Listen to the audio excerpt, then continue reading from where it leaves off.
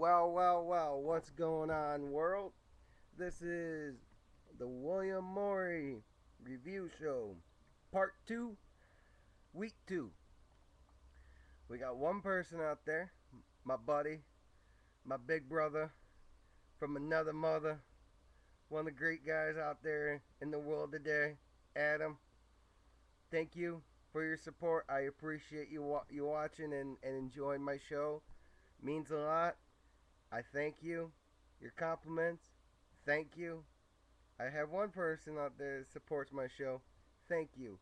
I thank you for your comments. That meant the world, and that inspired me to do this video again. Now, on to this week's World of Wrestling. Let's start with Raw.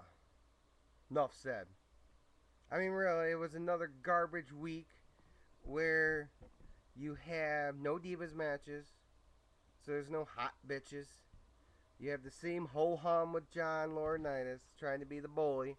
And see what's screwed up about this whole entire storyline, okay? So logic, we're going with logic here. Logic sense of WWE storylines, okay? So, about 6 months, back in October, when everyone was pissed at Triple H, they walked out at him because they said it was an unsafe working environment. So logic would dictate now, it's an unsafe working environment. So you have a heel now that can get away with whatever he wants, with no board of directors, no nothing. But back when Triple H was running the shit, you had everyone up his ass. Where's the logic dictate here? Simple walk on John Laurinaitis, get him fired. I mean, really, this guy doesn't have it. He doesn't have an entertaining quality to him. He's not a heel because he sucks. He's a heel because he's no good. I mean, really. I mean, look at his record in wrestling. I mean, he was nothing. He was the only thing he's relevant for was being one of the Road Warriors brothers. That's about it. And to put him on TV constantly, see, WWE is one of the biggest goddamn bullies, and it pisses me off because they always do all these pro anti-bully bullshit and how they're against being a bully and be a star, not be a bully. When every chance they get, they try their best to deflate, humiliate, and emasculate someone's pride. Case in point, well, they ribbed Lenny Poffo because he doesn't want to let Macho Man in without letting his dad or him in. Which I can understand his dad, okay? Sure. But Macho Man needs his own spot, his own induction. It's WWE's fault for being so bullied, being a bully for the past 15 years and not even have nothing to do with the Macho Man. It's their own fault. Nope, it's not their fault. It's somebody else's. It's Lenny's fault. Lenny Poffo's fault. So what do? They have a couple jobbers go out there and say he's from his hometown and doing some poetry. And that's supposed to be a poke and a jab. That's bullying. Every time they poke fun at JR, that's bullying for cerebral palsy. Every time they... JR is like the windbag punching bag of the WWE. Really, really shameful how the WWE produces their product. They are the biggest bullies. Vince's sandbox. This is my yard. You're going to play in it, or you're not going to have anything to do with it. And the other fucked up thing is, when you sign a wrestler from TNA or around the world, Ring of Honor, whatever, they send them on the floor to championship wrestling. Now that's a developmental. So basically, you strip them down, you humiliate them, you rebuild them to fit your WWE image. Well, remember back in the day, in the 90s, when you had Mexican and Canadian and United Kingdom and China and Japanese, all these different fluent styles in the WWE that made you go, dude, that's different. But no, everyone in the WWE thinks you have to be the same. You have to wrestle our style, our safe style, our style, which is bullshit. Bullshit. I don't agree with it. I think if you have a certain style about you, there's a lot of guys down there in FCW who should be coming straight up to WWE, but they have to repackage them, give them a new WWE name, give them all this shit, basically humiliate them, and say, you know what, your work for the past, 5-10 years or whatever you do in this business doesn't matter once you sign with us. And I can understand people, if I was in someone's position and said, WWE's offered me some, but they want to go developmental, no, I wouldn't take it. I'd still stick on the independents, because what the hell? I've done something good for the past couple of years in wrestling, so why should I change it? You don't have to. You don't need to.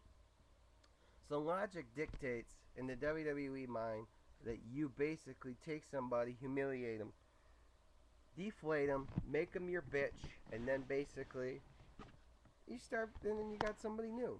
And it's bullshit. And look, yes, Raw sucked balls. Okay? It really did. Because one week we don't have Big Show. Next week we don't, Cena last week, Big Show this week. So it's Cena and Big show every week. And I fucking hate it. I really do. I really hate the fact they put a triple threat match together when Punk and Bryan were working so great together. Granted, Kane's a good hand, but we all know this is the same old shit with Kane. I'm not interested. I'm not. And big news, WWE's worried that there's still good tickets left for their pay-per-view. They're not selling out. They have 4 seats left at their pay-per-view. Well, WWE, look at your own damn self right there, boys. It's your own fault for producing shit product that who really wants to buy. I'll never go to a WWE live event. It's not worth my dollar. It's not worth any money to me to go. None. Because it's bullshit. So they wonder why their pay-per-view is selling bad in a good market. It's because they know it's a shit product right now. And the news around the wire is, like last year, with Punk and 2010 with Nexus, the creative team has been stressed to come up with something that's going to blow your mind kind of angle this year. Something that's going to knock your socks off kind of angle. I don't know. Every time they do something like that, they have to rape it and humiliate it. I mean, CM Punk was hot. Red hot. Could have changed a lot of the business last year. But no, they had to humiliate him, push him down the card, feed him to Triple H, lose to Triple H, then not get the WWE title for 4 months. Yeah, basically his steam just cooled right off. They cooled his jets. And they wonder why ratings are bad. Oh, duh. Because you had something hot. They don't get it. They don't understand. When you have something good, take it. Run with it. I mean, hell, you give me the booking power. You give anybody with brains booking power, and I can book you a 3-hour show that's worth entertainment value. Because honestly, I have lack of faith in the creativity in the WWE right now. TNA going live, man, I'm excited. I really am, because I love the Dixie Carter sex tape angle. Like this week, where Dixie comes out and she's crying and she's bawling, and you got AJ Styles and Kazarian. My God, great in their roles, great heels, great overall angle. One of the highlights of TNA right now, no doubt. Because I want to see the sex tape. I want to see Dixie Carter naked, spreading her pussy lips.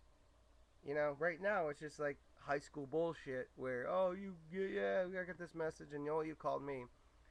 Well, being the bullies that Daniels and Kazarian are, well, they think it's alright for them to blackmail Dixie Carter. But if Dixie Carter lays their hands on them, oh no. So yeah, Dixie Carter gets shoved down their big ass piece. I was hoping for a skirt, so we're getting up the skirt shot. So then, of course, you got AJ Styles come down to the ring, save Dixie Carter, and dun dun dun dun dun dun. Here comes Surge, and with one of the weakest punches I've ever seen in my fucking life. Like he barely grazed him, and it was an elbow. I mean, if I was pissed that someone stole my wife, that guy was cheating on my wife, and I would be like, boom, biscuit. One straight fucking knockout shot. Not just no arm, elbow bullshit. I mean, that was corny. It was fucking corny. But I'm excited. I mean, it's an angle that intrigues me because you don't know where it's going to go from here. You don't know how it's going to end. Will Dixie Carter leave, Surge for AJ Styles? Will AJ Styles turn a heel because of this? It wouldn't make a lot of sense. But see, TNA, like WWE, logic scares me. It took them 5 months to get to this point. I mean, it took 4 months to let them figure out what the blackmail was. So, give or take, you never know how this is going to end. But I can't wait. Dixie Carter's sex tape out soon. Buy it. Thank God, no Brooke Hogan on TV this week. Only a 30-second clip. Good job. Great. TNA. See, TNA knows how to get people. Because they put the divas out there. They put them all out there in a battle royal. Let all of them sexy ass shake. You got Velvet. You got Brooke. Brooke's got a nice ass. You got Mickey James. You got all of them out there. I was surprised that Brooke won. She's not very technically skilled. Alright. She's got more skill than Kelly Kelly. Let's just say that. Just shake your ass. That's all that matters. Divas, women's matches, naked, naked, naked. Naked, naked, naked. More ass, more tits. That sells. As a guy, that's what we need for our wrestling. We need a little TNA in the product. Literally. So the big news coming out of TNA also is the supposed trade for Ric Flair's Hall of Fame appearance for Christian. For Christian to appear on TNA. Really. I'm not shitting you. I'm pissed. I can't believe TNA would be that fucking idiotic. Like, WWE's gotta go. Really? They're gonna trade Ric Flair for Christian for an appearance? I mean, really?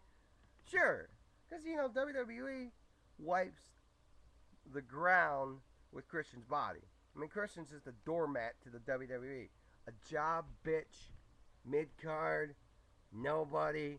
I could care less. Get him off my fucking TV. And my dream match of the week this week has to be CM Punk versus Austin. I want to see that at WrestleMania next year.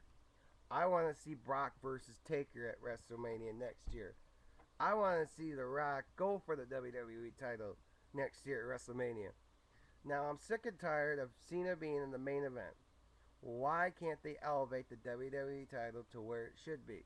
Could you imagine Punk Austin main event WWE title next year WrestleMania, and Austin walks out the WWE champion, and then The Rock would challenge Austin for the WWE title one more time?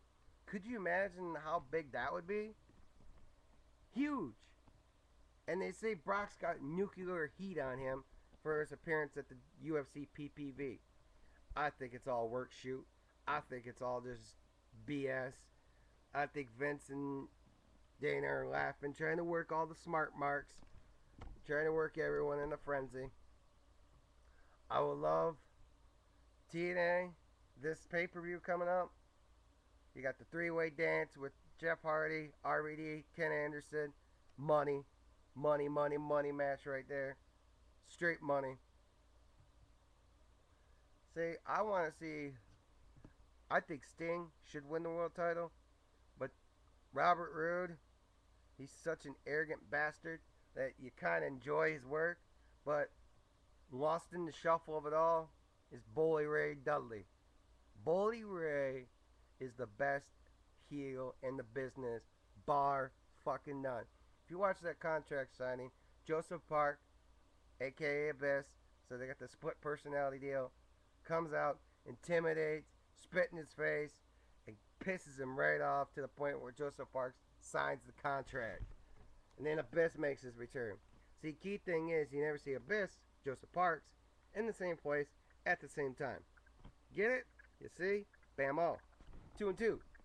So, if you have questions on my show, if you enjoy my show, get a hold of me, William Morey at Yahoo, or bllmorey@yahoo.com, or send me a PM message on Facebook if you have a question for my show, the William Morey Review Show. This week in wrestling, I give TNA thumbs up, I give WWE thumbs down, because Michael Cole versus Cena in the main event, and Tensai, that's a flop. I mean, really, nobody cares about Tensai. Nobody gives a shit about Tensai. He's just another jobber. And so, I would say TNA on the rise, WWE continuing going down, and the only way to save WWE is bringing Vince back to TV. Oh boy. You excited? No, I'm not. I said and it's gonna be a 3-hour Raw too, so that should be intriguing. Get your DVR set and ready, cause I will say it's not gonna be entertaining, not in the least bit. So until next time, friends, watch TNA pay-per-view tonight, Slammiversary. It's gonna be a good one. Get a hold of me on Facebook, William Morey. I'll be there. Thank you, and bang! This is a shoot, boys.